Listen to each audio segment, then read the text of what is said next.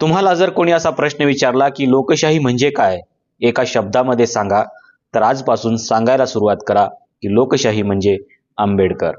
Doctor Babasaheb आंबेडकरांच्या या एकाच नावामध्ये लोकशाहीची संपूर्ण व्याख्या दडलेली आहे आणि म्हणूनच वारंवार जेव्हा जेव्हा लोकशाही धोक्यामध्ये येते तेव्हा तेव्हा एकच नाव समोर येतं, ते म्हणजे डॉक्टर बाबासाहेब आंबेडकर. आजही लोकशाही धोक्यात आलेली आहे आणि म्हणूनच वारंवार डॉक्टर बाबासाहेब आंबेडकरांचं नाव समोर येत आहे. ते ग्रामपंचायत पासून विधानसभेपर्यंत आणि विधानसभेपासून थेट संसदेपर्यंत सगळ्या सभागृहामध्ये सध्या एकच फोटो दिसतो आहे आणि तो म्हणजे डॉक्टर बाबासाहेब आंबेडकर. डॉक्टर बाबासाहेब आंबेडकरांनी या लोकशाहीची व्याख्या तर केलीच केली, परंतु या लोकशाहीचं बस्तान देखील या देशामध्ये बसवलं. खरं तर भारत स्वतंत्र झाल्यानंतर विन्स्टन चर्चिल भारताकडे बघून हसला होता आणि म्हणाला होता की एवढी विषमता असलेल्या देशामध्ये तुम्ही लोकशाहीची स्वप्न कसे काय बघू शकता. त्यावेळी डॉक्टर बाबासाहेब आंबेडकरांनी सांगितलं की तो आमचा अंतर्गत विषय आहे. येणाऱ्या काळामध्ये आम्ही प्रत्येक क्षेत्रामध्ये समता प्रस्थापित करू आणि या देशाची लोकशाही यशस्वी करून दाखवू. आणि तोच प्रयत्न डॉक्टर बाबासाहेब आंबेडकरांनी संविधानाच्या माध्यमातून केला. आज डॉक्टर बाबासाहेब आंबेडकरांच्या नावाने जरी लोक त्यांना विरोध करत असले तरीही त्यांना पुन्हा एकदा डॉक्टर बाबासाहेब आंबेडकरांकडेच यावं लागणार आहे. त्याचं कारण असं आहे की अमित शहा यांनी संसदेमध्ये जे काही भाषण केलेलं आहे त्या भाषणामध्ये डॉक्टर बाबासाहेब आंबेडकरांच्या बाबतीमध्ये काय बोललेलं आहे तुम्हाला माहीतच आहे. आता याच अमित शहाच्या विरोधामध्ये तृणमूल काँग्रेसने आणि काँग्रेसने या दोघांनी मिळून विशेषाधिकार प्रस्ताव आणलेला आहे. हा विशेषाधिकार प्रस्ताव काय आहे, तर हा विशेषाधिकार प्रस्ताव भारतीय संविधानाच्या कलम 105 मध्ये देण्यात आलेला आहे. खरं तर संविधानाने सत्ताधाऱ्यांना एक शक्ती दिलेली असते, तर सामान्य माणसाला संविधानाने अधिकार दिलेले असतात. या शक्तीच्या समोर हे अधिकार याची ताकद खूप मोठी असते, हे सध्या भारतामध्ये दिसायला लागलेलं आहे. परंतु सत्ताधाऱ्यांना असं वाटतंय की आम्हाला लोकांनी निवडून दिलेलं आहे, आम्ही या देशाचे नेते आहेत, आम्ही या सभागृहामध्ये बसलो आहेत, आम्ही काही करू शकतो आणि म्हणूनच त्यांना त्यांची शक्ती जास्त वाटू शकते. परंतु त्या शक्तीपेक्षा जास्त संख्येने हे अधिकार आहेत, हे लक्षात घ्या. आणि म्हणूनच जेव्हा जेव्हा अधिकाराचा प्रश्न निर्माण होतो तेव्हा तेव्हा आपल्याला डॉक्टर बाबासाहेब आंबेडकर आणि त्यांच्या या संविधानाकडे आपल्याला जावं लागतं. आज अमित शहांवरती जरी विशेषाधिकार आणलेला असला तरीही त्यांना पुन्हा एकदा संविधानाकडेच बघावं लागणार आहे की हे विशेषाधिकार म्हणजे नेमकं काय आहे. आपल्या सगळ्यांना माहिती आहे की भारतीय संविधानाच्या कलम 105 मध्ये विशेषाधिकाराची तरतूद करण्यात आलेली आहे. हे विशेषाधिकार कोणाला असतात, तर लोकप्रतिनिधी म्हणून निवडून गेलेल्या सभागृहातल्या प्रत्येक सदस्याला हे विशेषाधिकार देण्यात आलेले आहेत. त्यांनी सभागृहामध्ये भाषण करण्याचा अधिकार त्यांना दिलेला आहे, सभागृहामध्ये त्यांचं मत मांडण्याचा अधिकार दिलेला आहे, सभागृहामध्ये निर्णय घेण्याचा अधिकार दिलेला आहे. याचं स्वातंत्र्य सगळं या कलम 105 ने या सभागृहामधल्या या सदस्यांना दिलेलं आहे. परंतु याचा अर्थ असाही होत नाही की 105 या कलमाने दिलेली जी ताकद आहे किंवा जे विशेषाधिकार आहेत याचा तुम्ही काहीही आणि कशाही प्रकारे वापर करू शकता, असा याचा अर्थ होत नाही आहे. सभागृहामध्ये यांना जे स्वातंत्र्य देण्यात आलेलं आहे ते स्वातंत्र्य बोलण्याचं स्वातंत्र्य आहे, आपलं मत मांडण्याचं स्वातंत्र्य आहे, एखाद्या मुद्द्यावरती निर्णय घेण्याचं स्वातंत्र्य आहे आणि ते जे काही बोलतात ते कुठल्याही न्यायालयीन प्रक्रियेमध्ये येत नाही असं देखील या कलमामध्ये म्हटलेलं आहे. परंतु या कलमाचा अर्थ असा नाही की तुम्हाला विशेषाधिकार दिले म्हणजे तुम्ही काहीही बोलू शकाल. आणि म्हणूनच विशेषाधिकाराचा प्रस्ताव तृणमूल काँग्रेसच्या माध्यमातून आणि काँग्रेसच्या माध्यमातून दोन्हींच्या माध्यमातून सध्या आणण्यात आलेला आहे. आता हा विशेषाधिकाराचा प्रस्ताव सभापतींनी मान्य करायचा की नाही हा सभापतींचा निर्णय आहे. परंतु जर समजा या विशेषाधिकाराच्या प्रस्तावाला 25हून अधिक सदस्यांची मान्यता असेल तर हा प्रस्ताव त्यांना मान्यच करावा लागतो आणि विशेषाधिकार समितीकडे हा प्रस्ताव सादर करावा लागतो. आता हे कसं कळेल की 25 सदस्यांची मान्यता याला आहे? एक तर विशेषाधिकार प्रस्तावावरती त्यांच्या सह्या असतील किंवा एखाद्या सदस्याने जर विशेषाधिकार प्रस्ताव सादर केलेला असेल आणि जर हा विशेषाधिकार प्रस्ताव आणायचा की नाही हे जर सभापतींनी ठरवायचं असेल तर सभापती फक्त एक करू शकतात, ते म्हणू शकतात की या विशेषाधिकाराला किती लोकांचा पाठिंबा आहे आणि अशा वेळेस सभागृहामधील सदस्याला ते उभं राहायला सांगू शकतात किंवा हात वर करायला सांगू शकतात.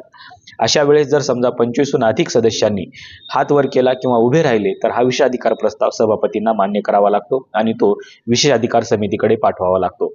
विशेषाधिकार समिती याच्यावरती निर्णय घेत असते. आता हा झाला कलम 105चा प्रभाव की याच्यामधून नेमकं कशा पद्धतीने विशेषाधिकार प्रस्ताव आणला जाऊ शकतो आणि तो कशा पद्धतीने मान्य केला जाऊ शकतो. परंतु हा विशेषाधिकार सत्तेला का देण्यात आलेलं आहे, त्यांनी सभागृहामध्ये त्यांचं मत निर्भयपणे मांडावं, त्यांना कुठल्याही कोर्टाची भीती वाटू नये, कुठल्याही कार्यवाहीची भीती वाटू नये, म्हणून त्यांना हा विशेषाधिकार देण्यात आलेला आहे. परंतु सत्तेचा जेव्हा गैरवापर होतो तेव्हा मात्र याला कुठे ना कुठे त्यातला आवळून धरावं लागतं. म्हणून हे आवळण्याचं काम या कलम 105 केलेलं आहे आणि त्याचा अधिकार हा विरोधी पक्षांना देण्यात आलेला आहे की जर एखादा सदस्य अशा प्रकारचं वक्तव्य करत असेल किंवा सभागृहामध्ये जर त्याने संसदेच्या किंवा संविधानाच्या विरोधामध्ये किंवा संसदीय कामकाजाच्या विरोधामध्ये वक्तव्य केलं असेल किंवा एखाद्या प्रकरणामध्ये वाद निर्माण करण्याचा प्रयत्न केला असेल किंवा एकूणच काय तर विशेष अधिकाराचा गैरवापर करत असेल तर त्याच्यावरती अशा प्रकारची कार्यवाही केली जाऊ शकते. विशेषाधिकाराचा प्रस्ताव सध्या देशाच्या गृहमंत्र्यावरतीच आणला गेलेला आहे आणि म्हणून पुन्हा एकदा कलम 105 हा विषय चर्चेचा ठरला आहे. आता सामान्य माणसाला याच्यामध्ये काय अधिकार आहेत हे बघणं तितकंच गरजेचं आहे. खरं तर सामान्य माणूस हीच खरी या देशाची सार्वभौम शक्ती असते असं म्हटलं जातं आणि म्हणून जनता ही सार्वभौम आहे असंही म्हटलं जातं.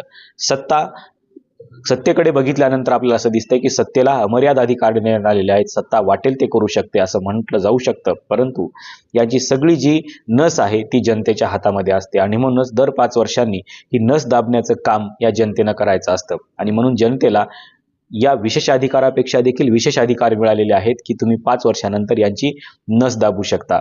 परंतु सत्तेचा गैरवापर केला जातो आहे. तर सत्तेला जी संविधानाने शक्ती दिलेली आहे ती शक्ती लोकांच्या डेव्हलपमेंटसाठी दिलेली आहे, लोकांच्या मूलभूत अधिकाराच्या संरक्षणासाठी दिलेली आहे आणि एकूणच काय तर राष्ट्राच्या विकासाची ही शक्ती असते. परंतु या शक्तीचा वापर जर वेगळ्या पद्धतीने केला जात असेल तर या शक्तीला आवरण्याचं काम देखील जनता करू शकते आणि म्हणून जनतेच्या हातामध्ये ही मोट देण्यात आलेली आहे. परंतु हा रिमोट जो आहे हा रिमोट दुसरंच कोणीतरी याचं बटन दाबण्याचा प्रयत्न दर 5 वर्षाला करतो आहे आणि म्हणून अशा प्रकारची परिस्थिती निर्माण होते आहे. खरं तर जनता सुशिक्षित झालेली आहे आणि सुशिक्षित असलेल्या जनतेवरती अशा अशिक्षित असलेल्या लोकांचा ज्यांना राज्यघटनेमधलं काहीही माहिती नाही अशा लोकांची सत्ता आता या लोकांच्या वरती आलेली आहे. खरं तर ज्यावेळेस आपण सुरुवातीचा कालखंड बघतो किंवा संविधान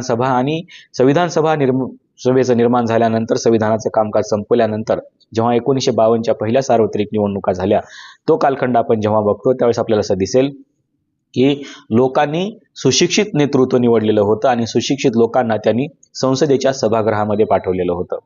एकतर लोक अशिक्षित होते पण त्यांनी सुशिक्षित नेते निवडले. आज परिस्थिती उलटी झालेली आहे. लोक सुशिक्षित झालेत आणि नेते जे आहेत ते अशिक्षित झालेले आहेत आणि म्हणून हा सगळा गोंधळ जो आहे हा गोंधळ आपल्याला पाहायला मिळतो आहे. लोकांना शिकलेल्या लोकांवरती विश्वासच राहिलेला नाही आणि म्हणून लोकशाही म्हणजे काय हेच या सभागृहातल्या नेत्यांना माहिती नाही आहे आणि म्हणून विरोधी पक्षामध्ये जे काही चांगले लोक सुशिक्षित लोक बसलेले आहेत त्यांना फक्त लोकशाही म्हणजे काय हे सध्या माहिती आहे. सत्ताधारी वर्गामध्ये देखील काही लोकांना लोकशाही म्हणजे चांगल्या पद्धतीनं माहीत आहे कारण ते शिकलेले आहेत, परंतु सत्तेच्या पुढं शहाणपण चालत नाही म्हणून ते शांत बसलेले आहेत. पण जनता जेव्हा मोठ्या संख्येने शहाणी होते त्यावेळेस पुन्हा याच सरकारला प्रश्न विचारायला उभी राहते. विरोधी पक्षांनी आता लोकशाहीच्या माध्यमातून आंदोलन करण्याचं काम सुरू केलेलं आहे आणि लोकशाही संपुष्टात येईल अशा पद्धतीनं सरकार काम करत आहे. म्हणून लोकशाहीच्या या बचावासाठी विरोधी पक्ष देखील आक्रमक झालेला आपल्याला पाहायला मिळतो आहे. परंतु हा प्रतिकार करत असताना त्यांच्यासमोर एकच मॉडेल आहे, एकच आयडॉल आहे आणि ते म्हणजे डॉक्टर बाबासाहेब आंबेडकर. डॉक्टर बाबासाहेब आंबेडकरांनी सांगितलं होतं की जर तुम्हाला या देशामधली लोकशाही जिवंत ठेवायची असेल तर तुम्हाला विवेकी लोकमत घडवावं लागेल आणि विवेकी लोकमत जोपर्यंत भारतामध्ये निर्माण होणार नाही तोपर्यंत लोकशाही अस्तित्वात राहणार नाही, टिकून राहणार नाही आणि म्हणून लोकांना विवेकी करण्याचं काम सध्या विरोधी पक्षांनी केलं पाहिजे. आज बऱ्याच प्रमाणामध्ये लोकशाहीची तपासणी करायला लागलेली आहेत, लोकशाहीच्या बाजूने बोलायला लागलेले आहेत, लोकशाही म्हणजे काय याच्यावरती चर्चा करायला लागलेले आहेत. लोकशाहीची व्याख्या करत असताना आपण सातत्याने अब्राहम लिंकनची व्याख्या सांगतो, पण डॉक्टर बाबासाहेब आंबेडकरांनी लोकशाहीची व्याख्या करत असताना असं म्हटलेलं आहे की लोकांच्या सामाजिक, राजकीय आणि आर्थिक जीवनामध्ये रक्तहीन क्रांतीच्या माध्यमातून बदल घडवून आणणारी प्रक्रिया म्हणजे लोकशाही होय आणि या लोकशाहीला जिवंत ठेवायचं असेल तर डॉक्टर बाबासाहेब आंबेडकरांनी विवेकी लोकमत हे महत्त्वाचं मानलेलं आहे आणि म्हणूनच त्यांनी विवेकी लोकमताकडे त्यांनी जास्त भर दिला आणि म्हणून आजच्या काळामध्ये विवेकी लोकमत जोपर्यंत जागृत होणार नाही तोपर्यंत लोकशाही जिवंत राहणार नाही आणि म्हणून डॉक्टर बाबासाहेब आंबेडकरांच्या या एका शब्दाकडे, एका वाक्याकडे आपल्याला काळजीपूर्वक बघावं लागणार आहे. दुसरी महत्त्वाची गोष्ट म्हणजे डॉक्टर बाबासाहेब आंबेडकरांनी आर्टिकल 326 मध्ये ज्यावेळेस आपल्याला मतदानाचा अधिकार दिला तेव्हा देखील त्यांनी खूप विचारपूर्वक हे कलम लिहिलं आणि त्याच्यामध्ये देखील त्यांनी एक शब्द टाकला, अनसाउंडनेस ऑफ माइंड. म्हणजे तुमच्या माइंडमधून आवाज आला पाहिजे की लोकशाही म्हणजे काय याचा अर्थ तुम्हाला कळाला पाहिजे. ज्या लोकांच्या डोक्यामधून आवाजच येत नाही, स्वतःचा विचारच येत नाही, ते लोक लोकशाही जिवंत ठेवू शकत नाहीत. त्यांचा सातत्याने ओढा हा हुकुमशाहीकडे असू शकतो. आणि म्हणून लोकशाही जिवंत ठेवण्याचं काम कोण करू शकतं? जर त्यांच्या माइंडमधून ज्यांचा स्वतःचा आवाज येतो, ज्याचा स्वतःचा विवेक जागृत आहे, असे लोक फक्त लोकशाही जिवंत ठेवू शकतात. आणि म्हणून डॉक्टर बाबासाहेब आंबेडकरांनी जेवढं काही लोकशाहीच्या बाबतीमध्ये लिहून ठेवलेलं आहे ते सगळं वाचणं गरजेचं आहे. कारण डॉक्टर बाबासाहेब आंबेडकरांच्या प्रत्येक शब्दामधून काहीतरी वेगळा अर्थ निघतो आणि तो लोकशाहीसाठी खूप महत्त्वाचा असतो. आणि म्हणून आजच्या परिस्थितीमध्ये देखील सगळ्या सभागृहामध्ये आपण बघतोय की डॉक्टर बाबासाहेब आंबेडकरांचंच नाव चर्चेला आलेलं आहे. केवळ डॉक्टर बाबासाहेब आंबेडकरांच्या बाबतीमध्ये अमित शहा विरोधात बोलले म्हणून नाही आहे, तर येणाऱ्या काळामध्ये देखील एकच पर्याय आपल्या समोर असू शकतो आणि तो म्हणजे डॉक्टर बाबासाहेब आंबेडकर. खरं तर अनेक वर्षापासून डॉक्टर बाबासाहेब आंबेडकरांना डावलण्याचं काम सातत्यानं सत्ताधारी पक्षांनी केलेलं आहे, तो कोणताही पक्ष सत्तेमध्ये आला तरी. परंतु आता मात्र तसं होऊ शकणार नाही, कारण डॉक्टर बाबासाहेब आंबेडकर हा एक सिरियस विषय आहे. हा सिरियस विषय का आहे? कारण जेव्हा जेव्हा लोकांचा गळा दाबला जातो, आवाज दाबला जातो, अधिकाराचं हनन होतं, शोषण होतं, जेव्हा जेव्हा त्यांचं सगळं स्वातंत्र्य मारलं जातं, तेव्हा तेव्हा त्यांना एकच नाव आठवतं, ते म्हणजे डॉक्टर बाबासाहेब आंबेडकर. कारण डॉक्टर बाबासाहेब आंबेडकर हेच लोकशाहीचं दुसरं नाव आहे. आणि म्हणूनच आजपासून जर कोणी असं विचारलं की लोकशाहीचं दुसरं नाव काय आहे, तर तुम्ही बिनधास्तपणे सांगा की डॉक्टर बाबासाहेब आंबेडकर हेच लोकशाहीचं दुसरं नाव आहे. आपल्याला नेमकं डॉक्टर बाबासाहेब आंबेडकरांच्या या नावाबद्दल आणि त्यांच्या या लोकशाहीच्या विचारांबद्दल नेमकं काय वाटतं हे सांगायला विसरू नका. आजच्या व्हिडिओमध्ये इथेच थांबूया. धन्यवाद.